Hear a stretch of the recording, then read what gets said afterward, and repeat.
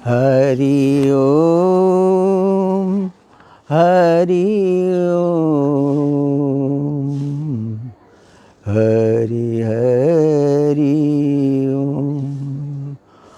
ओम गम गणपते नमः, श्री अंबिकाय नमः, श्री हनुमंताय नमः, श्री गुरुवे नमः। अज्ञानतिमिरान्धस्य ज्ञानाञ्जनशलाकया चक्षुरुन्मीलितं येन तस्मै श्रीगुरुवे नमः। अज्ञान अंधकार से मूंदे हमारे नेत्रों को जिन्होंने ज्ञान, भक्ति और प्रज्ञावान बनाया, ऐसे सद्गुरुदेव बाल योगी जी महाराज के चरण कमलों में हम सभी साष्टांग दंडवत प्रणाम करते हैं। अपने YouTube के श्रोताओं का जितने भी सुन रहे हैं, मैं सभी का हार्दिक अभिनंदन और साधुवाद करता हूँ। पिछले एपिसोड में मैंने आपको बताया था कि किस प्रकार जो है बाली का उद्धार कर भगवान ने सुग्रीव को जो है किष्किंधा का राजा बना दिया। लेकिन व्यक्ति जब कुछ पा लेता है ना, तो उसका संसार की माया ऐसी है कि उसमें फंस जाता है। और यही हुआ कि सुग्रीव ने राज सिंहासन पाने के बाद चतुर्मास भगवान जो है ऋषिमुख पर्वत पर रहे।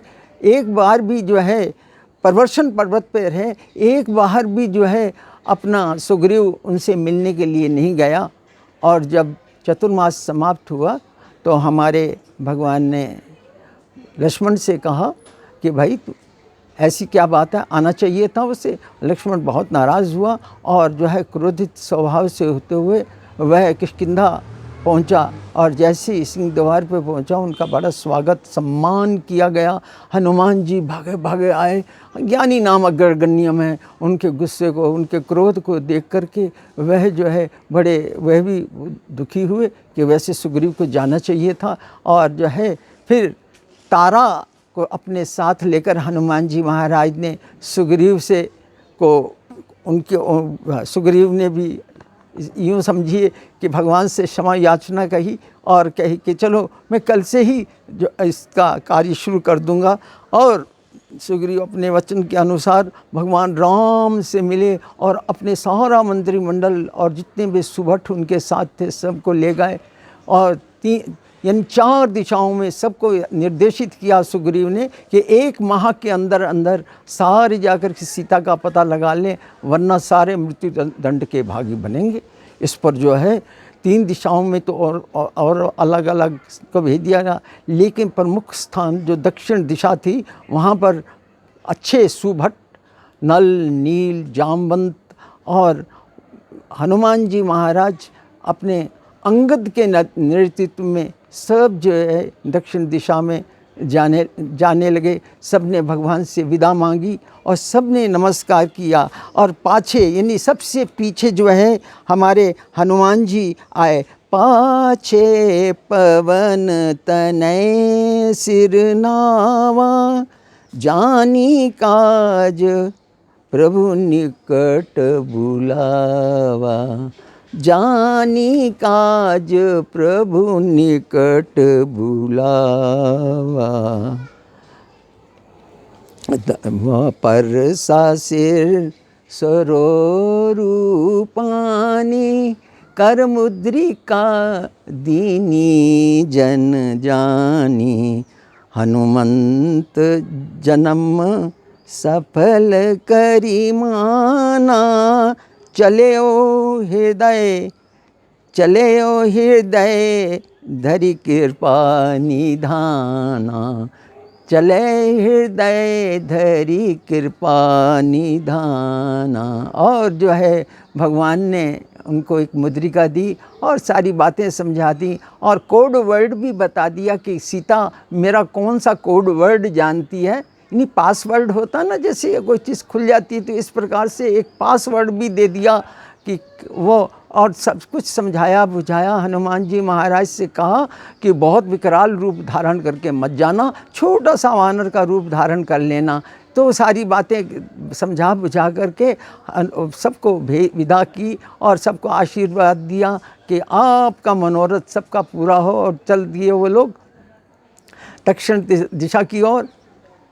बहुत ढूंढा सीता को, कहीं नहीं मिली। 1 वर्ष तक, 1 माह तक होने वाला था और सीता का कहीं अता पता न चला। तो बड़े परेशान थे और भूख प्यास से व्याकुल हो रहे थे, ना कुछ खाया था ना पिया था। इस पर जो है उन्होंने कहा कि अब प्यास के मारे ही मर जाएंगे, ऐसे अगर वापस भी जाते हैं तो सुग्रीव मारेगा, यहाँ तो भूखे ही मर जाएंगे। तो इस पर जो है वो हनुमान जी महाराज एक शिखर पर चढ़े और जाकर के देखा कि वहाँ से कुछ हंस कौवे उड़ के जा रहे हैं। तो उन्होंने अंदाज़ा लगा लिया कि यहाँ सरोवर ज़रूर होगा। और वहाँ जब पहुँचे तो देखिए कि वहाँ पर एक कंदरा गुफा थी जिसके अंदर जो है जाना था। अंगद ने कहा ऐसा है कि गुफा वाला मामला है, मैं इन चक्रों में पहले भी मेरे पिताजी के साथ भी गुफा का मामला हो चुका है। तो हनुमान जी महाराज तो बड़े हैं, ज्ञानी नाम अग्रगण्यम सकल गुण निधानम। और हनुमान जी महाराज उस गुफा में गए और बड़ा गुफा, और उनके पीछे पीछे सभी चले गए। देखा कि गुफा में बड़ा अलौकिक प्रकाश था, एक दिव्य प्रकाश था। और वहाँ जो है स्वयं प्रभा नाम की एक देवी बैठी हुई थी। और देवी से जब उन्होंने पूछा तो उन्होंने कहा तो सारा आने का कारण बताया और सीता की खोज की बात भी बताई। उन्होंने कोई बात नहीं, आप जल ग्रहण कीजिए और मीठे मीठे फल, जो वहाँ पर सरोवर था उसके अंदर, उसमें कई प्रकार के कमल खिले हुए थे, बड़ा निर्मल और स्वच्छ जल था और फल बड़े सुंदर थे। सब ने फल खाए, वानर बड़े प्रसन्न हुए और खुश होकर के जब खाने लगे तो स्वयं प्रभा ने कहा कि सब जो है आंखें बंद कर लो। और आंखें बंद की और उसके बाद जैसी आंखें खुली वो सब के सब जो हैं समुंदर के किनारे आ गए। और यहीं पे जो है जब वो आ गए तो उन्होंने कहा कमाल हो गया। तो क्योंकि उन्होंने सीता का बता दिया था और दक्षिण दिशा पे अगर जाना ही था तो उन्होंने समुंदर के किनारे उन्हें भेज दिया। और वहाँ जाकर कहते हैं ये तो अच्छी जगह में तो आ तो गए, लेकिन अब जाएगा कौन, 400 कोस का समुंदर कौन पार करेगा। तो संपाति ये सारी बातें उनकी सुन रहा था। तो संपाति कहता है एक एक करके मरोगे और मैं एक एक करके आराम से खाऊंगा। उसने तो अंगद ने कहा कि वाह क्या कहने अपने इनका भी। एक तो जटायु था, क्या उसका क्या कहना, उसने भगवान के खातिर जान दे दी। जैसे संपाति ने जो है जटायु का नाम सुना और उसके तो कान खड़े हो गए। उन्होंने कहा कि वो जटायु कौन के बारे में कैसे जानते हो। तो उन्होंने सारी उनको बात बताई कि किस प्रकार उसने राम की सीता का जब अपहरण किया गया तो रावण को जब उठा के ले जा रहा था तो किस प्रकार से जो है जटायु ने मदद करी और अपने प्राण पखेरु तक दे दिए। इसके बाद जो है संपाति ने उन्हीं की सहायता से अपने भाई का जो है तिलांजलि दी। और तिलांजलि देने के बाद जो है उसको अर्पण किया, जल अर्पण किया। और तो इसके बाद जो है आपके वह कहता कि अच्छा मैं देखता हूँ सीता कहाँ है कैसी है। तो वह एक ऊंचे टीले पर चल गया और वहाँ पर जाकर के उसने देखा कि त्रिकूट पर्वत पर स्थित लंका में अशोक वाटिका में सीता जो है उदास बैठी है। और उसने सारा अता पता तो बता दिया। और उसने कहा कि तो हमारे जामवंत ने संपाति से पूछा कि तुम्हारी ये दशा कैसी हुई। तो उसने सारा वृत्तांत बताया कि हम दोनों भाई थे, सूर्य की ओर जा रहे थे तो सूर्य में मेरे पंख तो जल गए, लेकिन इसके जो है मैंने इसे वापस भेज दिया जटायु को। और जटायु की और संपाति सब कहा कि जब मैं आप लोगों को ये सब करूँगा तो मेरे ऋषि ने मुझको वरदान दे रखा है कि तेरे पंख आ जाएंगे और तो ये फिर जो है मुक्ति मिल जाएगी। इस प्रकार से जो है मैं भी अब स्वस्थ हो गया। आप जाओ यहाँ से, देखो 400 कोस दूर है, 400 कोस दूर। अब जाए तो जाए कौन। अंगद कहता है मैं जा तो सकता हूँ लेकिन आ नहीं सकता। जानते हैं अंगद और अक्षय कुमार यानी रावण का लड़का एक ही गुरुकुल में पढ़ा करते थे, तो इन दोनों में आपस में बहुत लड़ाई झड़ाई होती थी। तो गुरुदेव ने इसको एक जो है शाप दे दिया था कि अगर तू अक्षय कुमार के साथ लड़ा झगड़ा तो याद रखना अक्षय तुझे मार देवेगा। तो इस तरीके से वो कहने लगा मैं जा तो सकता हूँ लेकिन आने का मुझे संदेह है कि मैं वापस लौटूंगा या नहीं लौटूंगा। ये किसी अन्य रामायण में लिखी हुई है, गोस्वामी तुलसीदास जी ने इसका उल्लेख तो नहीं किया है, किसी और रामायण में इसका उल्लेख था तो मैंने आपको बता दिया। और इसके बाद जो है अंगद तो नहीं गए और जामवंत कहता मैं जा तो सकता हूँ लेकिन मुझे संदेह है कि मेरा बुढ़ापा आ गया, अदरवाइज़ तो मैं अपना सारे पृथ्वी को लांग जाया करता था, उनके चक्कर काट लिया करता था। और इस प्रकार से जो है कि जब और निवारणों ने भी कहा कि हम कुछ दूर तक जा सकते हैं, कुछ ने कहा आधे तक जा सकते हैं। तब हनुमान जी महाराज से कहा गया और हनुमान की शक्ति को उसे याद दिलाया गया।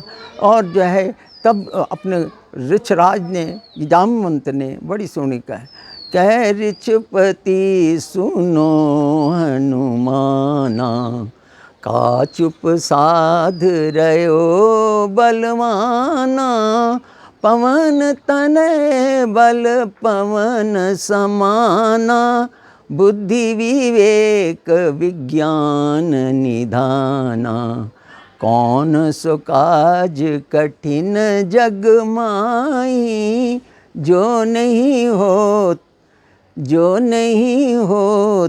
तात तुम पाई, जो नहीं होत तात तुम पाई, राम काज लई तव अवतारा, सुनत भयउ पर्वतकारा, सुनत भयउ पर्वतकारा,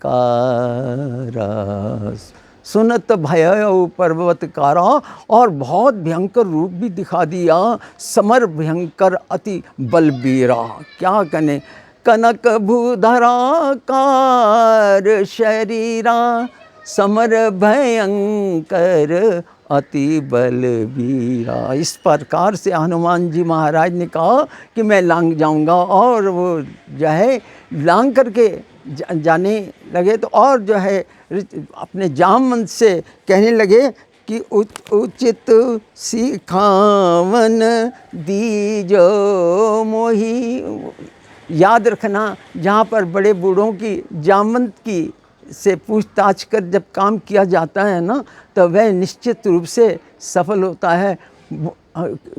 है। बुज़ुर्गों में ये जो है बड़े बूढ़ों में ये आशीर्वाद का बड़ी संबल होता है, बड़ा शक्ति होती सम्माहित होती है। इस प्रकार से जो है ये लोग जो है करने लगे। ये यहाँ पर ही अपने गोस्वामी तुलसीदास जी महाराज ने जो है किष्किंधा कांड को समाप्त किया। और बड़ी सुंदर पंक्तियाँ लिखी हैं कि जो सुनत गावत कहत समझत, जो सुनत गावत कहत समझत, परम पद नर पावई, रघुवीर पद पाथोज मधुकर, दास तुलसी गावहीं, रघुवंश भूषण चरित्र यह नर, कहीं सुनी जय गावहीं, रघुवंश भूषण चरित्र यह नर, कहीं सुनी जय गावहीं, कलिमल मनोमल धोई बिनु श्रम, राम धाम सिधावहीं, जाकी कृपा लवलेश ते, मति मंद तुलसीदास हूँ, पायो परम विश्राम, राम समान प्रभु नाई कहूँ। जासु नाम भव भेषज हरण घोर त्रैशूल, सोहि कृपाल मोहि तोहे पे सदा रहे अनुकूल।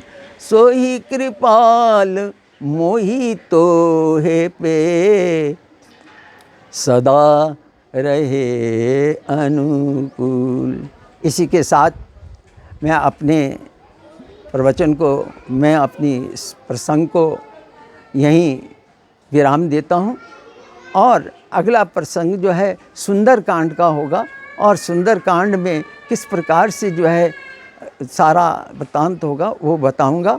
और इन्हीं मैंने तो अभी एक लाइन कही कि जासु नाम, भगवान का नाम जो है ना ऐसा है कि जासु एक परम औषधि है, ऐसा रसायन है कि जिसको सुनने से जासु नाम भव भेषज हरण घोर त्रैशूल, त्रैशूल मानी तीनों प्रकार के दैविक और भौतिक सारे ताप समाप्त हो जाते हैं। जासु नाम भव भेषज हरण घोर त्रैशूल, सोही कृपाल मोहि तोहे पर। सोही ऐसा कृपालु भगवान मेरे पर और आप सब पर सदैव अनुकूल बना रहे। इन्हीं शुभकामनाओं के साथ अपने वाणी को विराम देते हुए हरिओम तत्सत, हरिओम तत्सत, हरिओम तत्सत।